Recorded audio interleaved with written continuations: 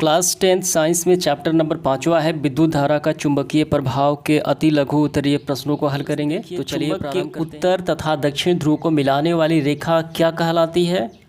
तो इसका आंसर हम ऐसे करेंगे, दोनों ध्रुवों को मिलाने वाली यानी उत्तर ध्रुव और दक्षिण ध्रुव को मिलाने वाली चुंबकीय रेखाएं जो वो क्या कहलाती हैं? चुंबकीय अक्ष यानी मैग्नेट एक्सिस कहलाती है। ठीक है, तो यहाँ पे देखिए ये एक चुंबक है, तो यहाँ पे इसका नॉर्थ पोल है और ये साउथ पोल है, तो बीच से जो एक रेखा गुजरती है और इसे चुंबकीय अक्ष कहा जाता है।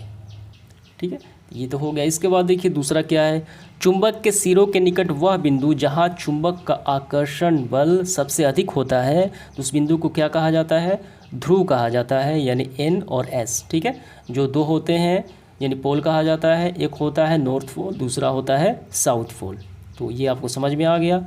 इसके बाद देखिए तीसरा क्या है, क्या दो चुंबकीय रेखाएं एक दूसरे को काट सकती हैं? तो इसका आंसर होगा जी बिल्कुल नहीं, एक दूसरे को नहीं काट। यहाँ पे देखिए चुंबकीय रेखाएं उत्तरी ध्रुव से निकलते हुए दक्षिणी ध्रुव में जाती हैं और ये एक बंद लूप का निर्माण करती हैं, ये एक दूसरे को बिल्कुल भी नहीं काटती।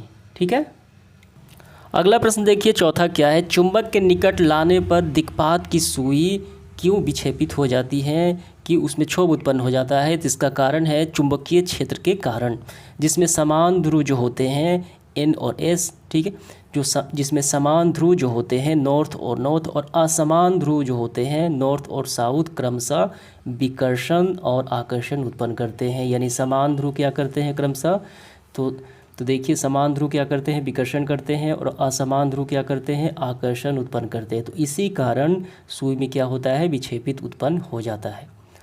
तो ये आपको समझ में आ गया। इसके बाद देखिए इसके बाद पांचवा प्रश्न क्या है, ऑस्ट्रोड के प्रयोग में, ऑस्ट्रोड एक वैज्ञानिक है, उन्होंने प्रयोग किया कि चुंबकीय सुई के विचलन की दिशा किन किन बातों पर निर्भर करती है? तो ये रहा धारा की दिशा ने, तो इसका आंसर होगा धारा की दिशा, और दूसरा चुंबकीय सुई की स्थिति। ठीक है, ऑस्ट्रोड के प्रयोग में चुंबकीय सुई का विचलन किन किन बातों पर निर्भर करता है? धारा की दिशा में, यानी धारा किस दिशा में बह रही है, और चुंबकीय सुई की स्थिति कहाँ है। इसके बाद देखिए 6 नंबर प्रश्न क्या है, प्रणालिका किसे कहते हैं? हमें परिभाषा करनी है। तो ये रही प्रणालिका, तो इसकी परिभाषा हमें करनी है। ये करते हैं, यहाँ से हम करेंगे। देखिए, जब एक लंबे विद्युत रोधित चालक तार को सर्पिल रूप से इस प्रकार लपेटा जाए कि तार के सिरे जो है एक दूसरे से अलग परंतु अगल बगल हो, तो इस प्रकार की जो व्यवस्था होती है उसे प्रणालिका कहा जाता है।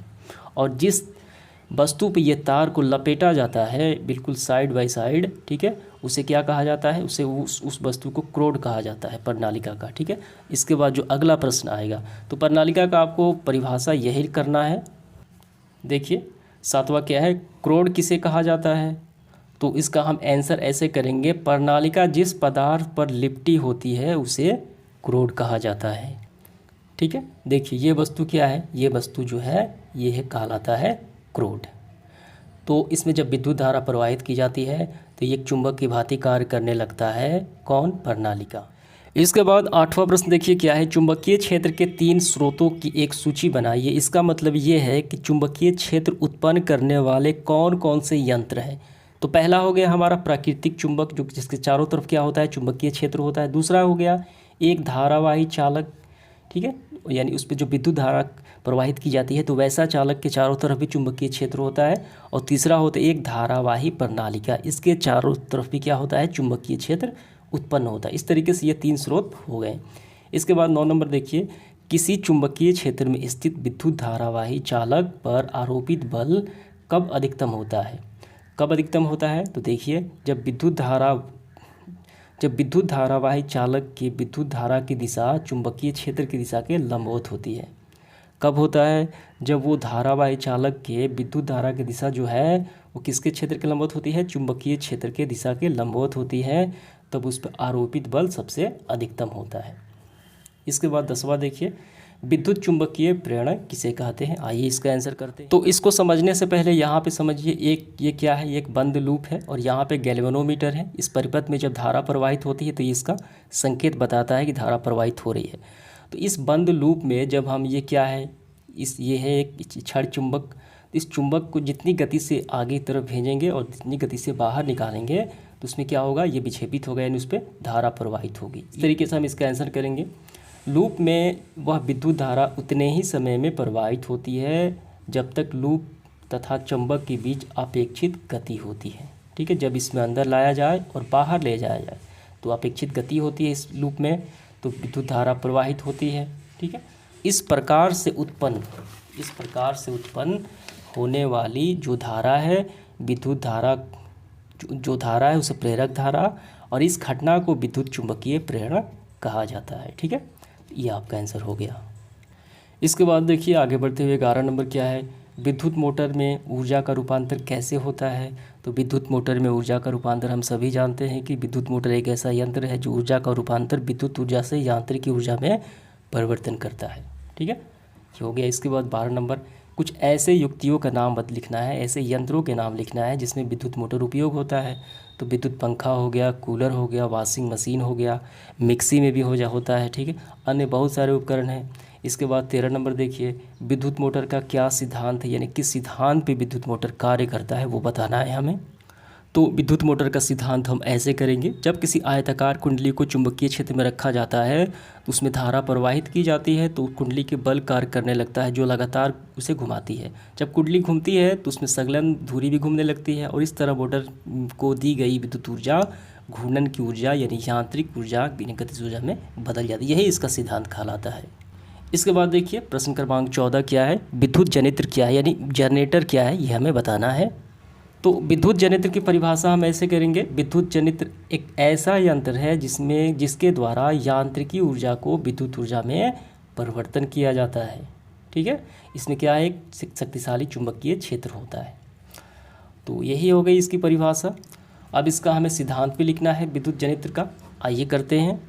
तो इसका सिद्धांत हम ऐसे लिखेंगे, विद्युत जनित्र का सिद्धांत विद्युत चुंबकीय प्रेरक पर आधारित है। जब कुंडली को तीव्र चुंबकीय क्षेत्र में घुमाया जाता है तो कुंडली से संबंधित चुंबकीय बल रेखाएं की संख्या परिवर्तन होता है, जिसके फलस्वरूप कुंडली में प्रेरित धारा प्रवाहित होने लगती है और धारा की दिशा फ्राडे के दाहिने हाथ के नियम से ज्ञात किया जा सकता है।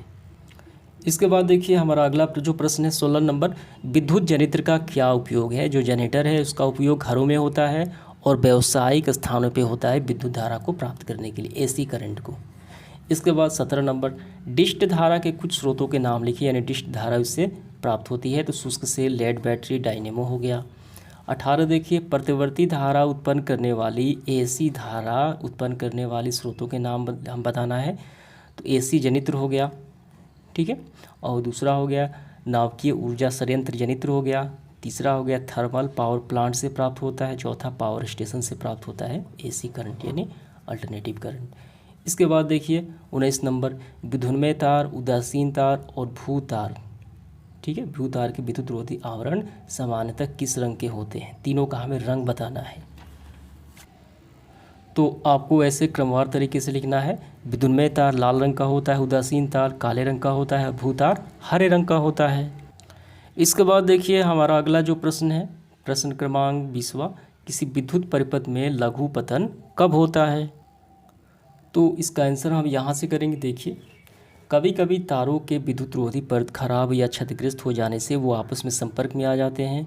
ऐसा होने से परिपथ का प्रतिरोध लगभग शून्य हो जाता है, यानी शॉर्ट सर्किट हो जाएगा। तो क्या होगा उस समय, तो उस परिपथ में बहुत धारा प्रवाहित होने लगती है और लघु पतन कहा जाता है, शॉर्ट सर्किट उसे कहा जाता है। ठीक है, चिंगारी उसमें उत्पन्न होने लगती है। तो ये पूरा आपको लिखना है शॉर्ट सर्किट की परिभाषा। इसके बाद देखिए 21 नंबर क्या है, भू संपर्क तार का क्या कार्य है। जो हरे रंग का होता है उसका कार्य हमें बताना है। तो यहाँ पे देखिए ये है भू संपर्क तार, तो इसका कार्य हम यहाँ से करेंगे। घरों में एक तीसरा तार भी होता है जिसे भू तार या अर्थ वायर जिसे कहा जाता है, अर्थिंग कहा जाता है। यह घरों के निकट पृथ्वी के काफ़ी नीचे मिट्टी में दबी धातु की एक चालक प्लेट से जुड़ा होता है। भू तार सामान्यतः हरे रंग के विद्युत प्रकाश ढका होता है। भू तार सुरक्षा की दृष्टि से लगा होता है और ये सप्लाई आपूर्ति को इस प्रकार प्रभावित नहीं करता, यानी ये विद्युत आवेशों को नीचे भेज देता है। ठीक है, इसके बाद 22 नंबर देखिए, घरेलू कार्यों में व्यवहार में लाने वाली बिजली की क्या होती है क्षमता, वोल्टता। तो 225 वोल्ट होती है और 50 हैट्स होती है, जो घरों में बिजली हम सप्लाई में के तौर पे उपयोग करते हैं। 23 नंबर देखिए, घरों में विद्युत परिपथ में विद्युत उपकरण किस प्रकार व्यवस्थित होते हैं। तो समांतर क्रम में होते हैं। अगर कोई उपकरण एक खराब हो जाए तो सभी परिपथ में धारा तो प्रवाहित होगी, ऐसा नहीं कि सभी बंद हो जाएंगे। ठीक है, यानी सब में अलग अलग धारा प्रवाहित होती है, तो समांतर क्रम में हो गया।